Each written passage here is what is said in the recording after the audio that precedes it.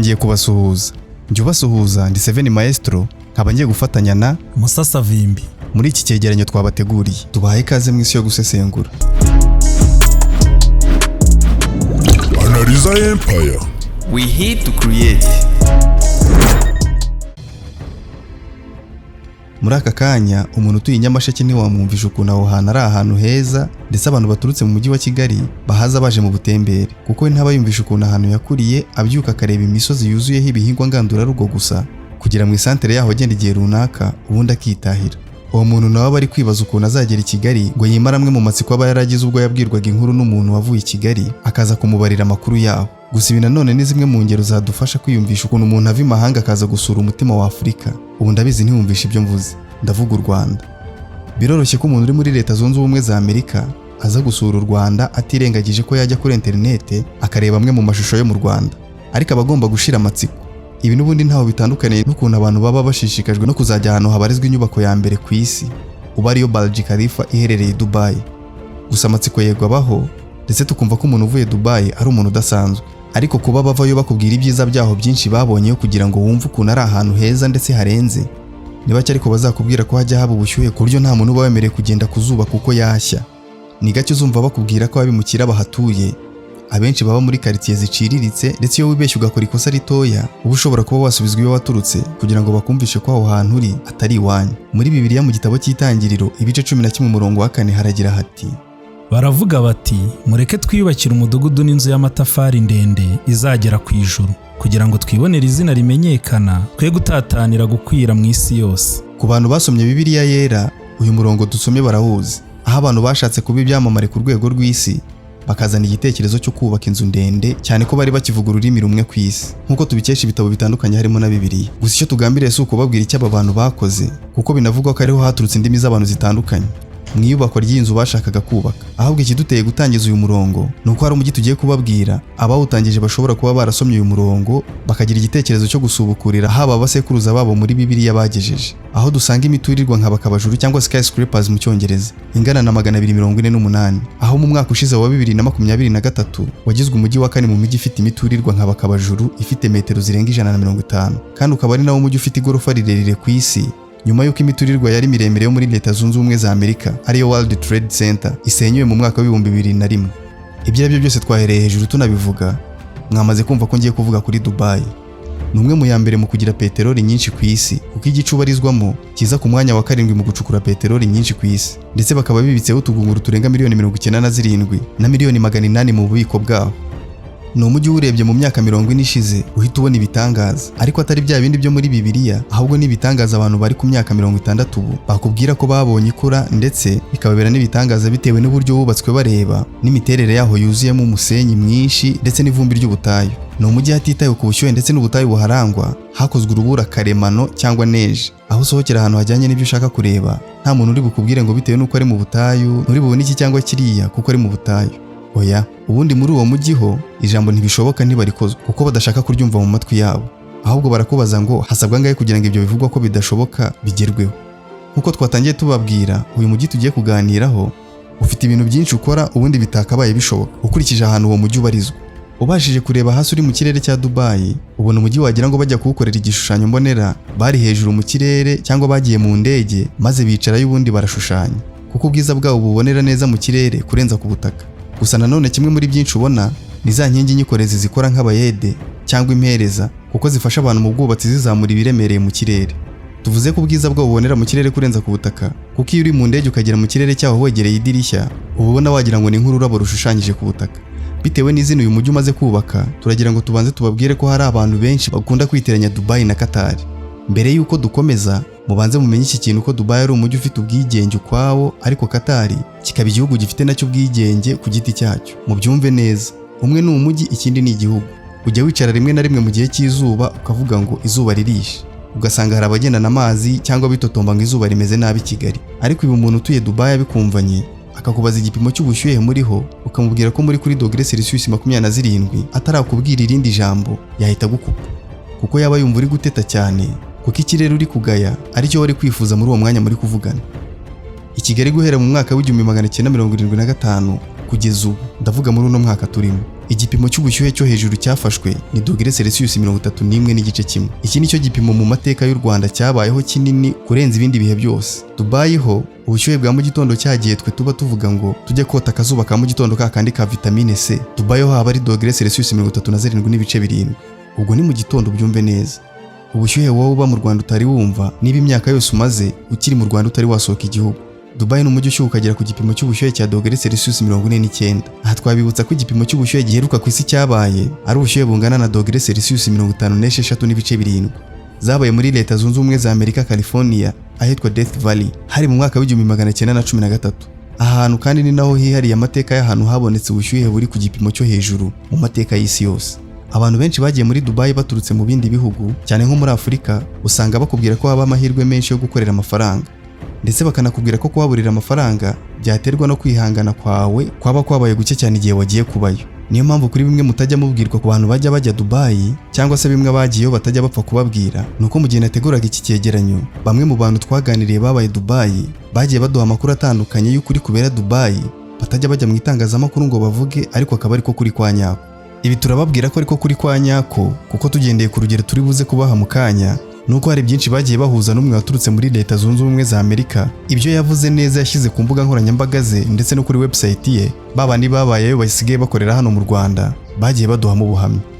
Ni ukuvuga ko byinshi wibaza kuri Dubai ukiri i Kigali cyangwa se uri muri Afurika hari byinshi utahita umenya ndetse utajya ku mbuga nkoranyambaga ngo ubimenye, kuko Dubai ari igihugu gifite amafaranga ndetse cyibrandinga cyangwa cyerekana ku ruhando mpuzamahanga, cyerekana ubwiza bwacyo ndetse no kugira ngo abakerarugendo bakigane nta kindi kintu bashingiyeho. Ni ukuvuga ko hari byinshi wibaza by'ibinyoma bitari ukuri, ariko hakaba ari na byinshi nanone wibaza usanga ari ukuri. Ariko uko kuri cyangwa ibinyoma kwaza kuguhera ku munyamerikakazi watanze ubuhamya uza kugira bimwe na bimwe atubwira, maze nawe ukagira icyo uvanamo. Reka duce mu mateka amwe make yavugamo amoko ya Dubai maze ubundi tubone gukomeza. Mu mwaka w'1995, ndagira ngo ubyumve neza ntago ari mu mwaka w'1900, mu mwaka w'1095 nibwo umuhanga mu bumenyi bw'isi w'umwarabu Abu Abdullah al-Bakri yawise izina twese tuzi ubu ari ryo Dubai. Gusa nubwo yawise gutyo, nkuko mu mateka y'isi hagiye haza abantu baturutse mu bihugu by'Uburayi bakavuga ko bavumbuye ahantu kandi bahasanze hari abantu bahatuye, ari nabyo benshi bagiye bafata nk'agasuzuguro k'abakoloni. Nibwo na Dubai naho mu 1580 hageze umucuruzi w'amasaro ndetse n'imitako w'umutaliyani witwaga Gaspero Balbi, bikaza kurangira nawe yanditswe nk'umwe mu bagize uruhare mu kuvumbura izina Dubai. Dubai umujyi utuwe kurenza iyindi mijyi muri Leta Zunze Ubumwe z'Abarabu, ukaba waratangiye kumenyekana mu kinyejana cya 18 ari umujyi muto w'uburobyi. Mu mwaka w'1833 abanyamuryango bagera kuri 800 bo mu bwoko bw'Ababaniyasi bayobowe na Maktoum bin Buti afatanyije na Obed bin Said bahesheje Dubai ubwigenge kuri Abu Dhabi Obed bin Said amaze gupfa. Mu 1836 nibwo Maktoum bin Buti yafatiyeho ashyiraho ubwami bwiswe ubwa Al Maktoum bin, ari nabwo bukiyoboye Dubai kugeza ubu. Ukaza kugenda ukomera kuko wahindutse ihuriro ry'ibicuruzwa biturutse impande zitandukanye mu gace k'uburasirazuba ko hagati iherereyemo. Mu kinyejana cya 20 n'icya 21 ari nacyo turimo, nibwo umujyi wa Dubai wateye imbere bigaragarira isi yose binyuze mu bukerarugendo n'ubucuruzi bw'ibintu by'igiciro, harimo n'amabuye y'agaciro ndetse n'ibikomoka kuri peteroli. Inyubako zayo z'akataraboneka zatumye iganwa n'abavuye imihanda nk'aho ifite umwanya wa kabiri ku isi mu kugira hoteli z'inyenyeri 5 nyinshi. Dubai ni umujyi ugizwe n'uturere 14 ari two Downtown, Business Bay, Dubai Marina, Palm Jumeirah, Al Satwa, Al Safa, Sekeim, Al Quoz, Al Balsha, Al Jadaf, Bor Dubai, Jumeirah Village, Sako, JLT na JVT. Buri kamwe muri utu turere tumaze kuvuga kagiye gatandukanye n'akandi mu bijyanye n'imibereho. Ni ukuvuga igiciro cyo kuhaba, kuhagura inzu cyangwa kuhakodesha. Cyane ko iyo mijyi yose wumvisha itangizwa na Al bivuze imiryango y'ubwami bw'aba Al Maktoum bin nk'uko twabivuze haruguru. Binagoye ko haturuka ahandi hantu hariho hose ku isi ngo higondere igiciro cyo kuba aho hantu cyangwa kuba wahagura ubutaka utari umugwizatungo ufatika mu bijyanye n'agatubutse. Gusa nanone uretse Dubai ubu ni mu gace irimo ni umwe mu mijyi 7 nanone igize Leta Zunze Ubumwe z'Abarabu nk'uko twababwiye haruguru, ariyo yindi nka Abu Dhabi, Sharjah, Ajman, Al Quwain na Fujairah.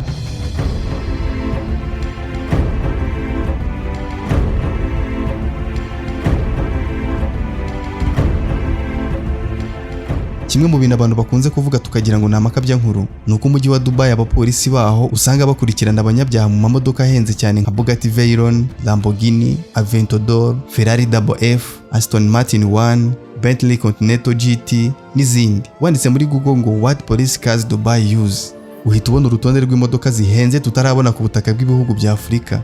Ku bijyanye n'umutekano w'abantu n'ibintu, haba amategeko mpanabyaha ashingiye kuri sharia cyangwa hana bene gihugu b'abasilamu, ariko nanone hakaba amategeko mpuzamahanga kuko abahatuye benshi ari abanyamahanga. Bityo rero hari amategeko mpuzamahanga bahana adashingiye kuri sharia. Aha nanone Dubai ifatwa nk'ahantu ho kuba hafite umudendezo mu kuhatura kubera umutekano n'ikurikizwa ry'amategeko aranga Dubai.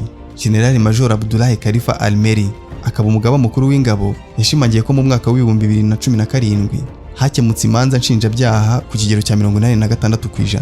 Kimwe mu bidasanzwe cyangwa abantu badakunze kumenya kuri Dubai nuko abaturage kavukire bagize 3 kugeza kuri 5%. Bivuze neza ko abimukira ari benshi kuko bagize 95% byibuze. Ibi bivuze ko Dubai hahurirwa n'abantu benshi ndetse n'imico myinshi itandukanye ku isi. Ariyo mpamvu ikibazo umuntu yakibaza ni abantu baho babayeho bate. Mu gusubiza iki kibazo nk'uko twababwiye haruguru, turaza kwifashisha n'ubundi wa mwari w'umunyamerikakazi wagiye Dubai agiye kwigayo, abona ukuntu babayeho bitandukanye cyane nuko yatekerezaga mbere yuko ajyayo.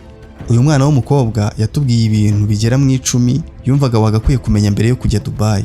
Yaragize ati, ubwo navaga muri Leta Zunze Ubumwe za Amerika nari mbizi ko Dubai hashyuha. Ubwo nageraga mu mwaka wa 2016 nahageze muri Nzeri, sinahise mbona umwanya wo kujya mu miturirwa yawo, ariko numvaga bimeze nko gutura mu bwogero bushyushye. Nabwiye umushoferi wari untwaye nti hagarara gato mbanze mvunjishe mbona amadiramu. Aya ni amafaranga akora muri Leta Zunze Ubumwe z'Abarabu. Ariko mu mwaka wa 2023 mu kwezi kwa 7 ubwo mperukayo nibwo namenye neza ko kuba muri Dubai bimeze nko kuba muri sauna ishyushye neza. Icya kabiri, ibijyanye n'ingendo rusange Dubai ni nta makemwe, kuko usanga icyo twakwita imodoka rusange cyangwa za gari ya moshi byibuze zihagarara kuri buri mayiri imwe, no kuvuga ku kilometero na metero 600, kandi buri uko ugiye muri gari ya moshi byibuze wishyura amadiramu 3.5.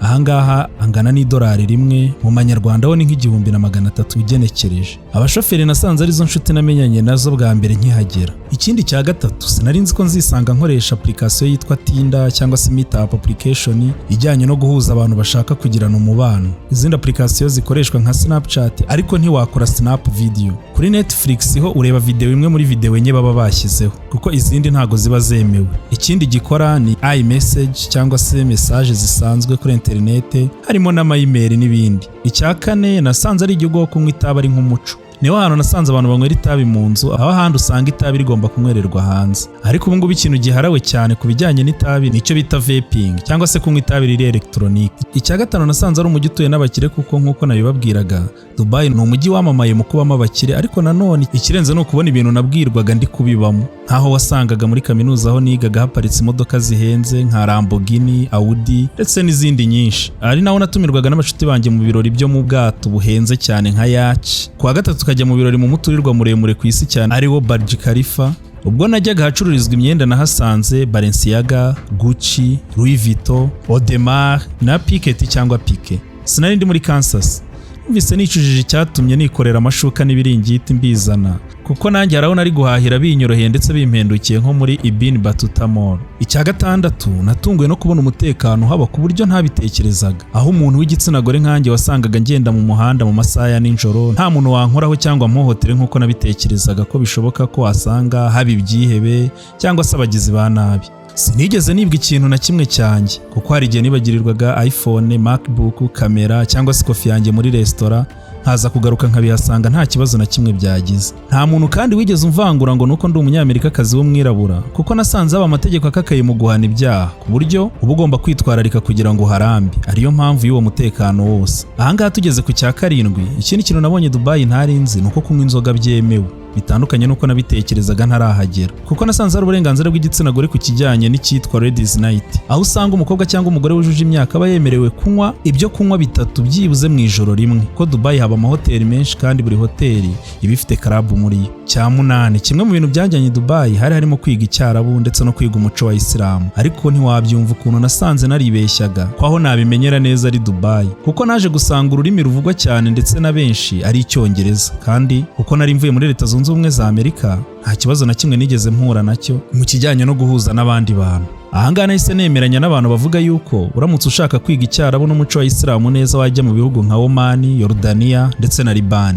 Icyakenda, kimwe mu bintu ntari nzi ko nzahura nacyo kandi ni ugutwara imyenda yanjye yo mu gihe cy'imbeho, kuko nasanze naribagiwe gutwara imipira yanjye yo kwifubika kuko nari nzi ko Dubai hashyuha, kandi koko nasanze hashyuha. Ariko mu ijoro nanone mu gihe cy'ubushyuhe bukabije cyangwa sama nibwo usanga mu ijoro hakonja cyane ku buryo ukenera ibintu byo kwifubika kugira ngo ubone uko warokoka icyo gihe. Icya cumi ari nacyo cya nyuma ntari nzi nuko numvaga ko igitsina gore gitegekwa kwambara hijab cyangwa se cya gitambaro abayisilamu bakunda kwambara mu mutwe, ariko nasanze atari itegeko nk'uko nabitekerezaga ntarahagera, cyane ko no kwambara imyambaro miremire igera ku maguru nabyo atari itegeko.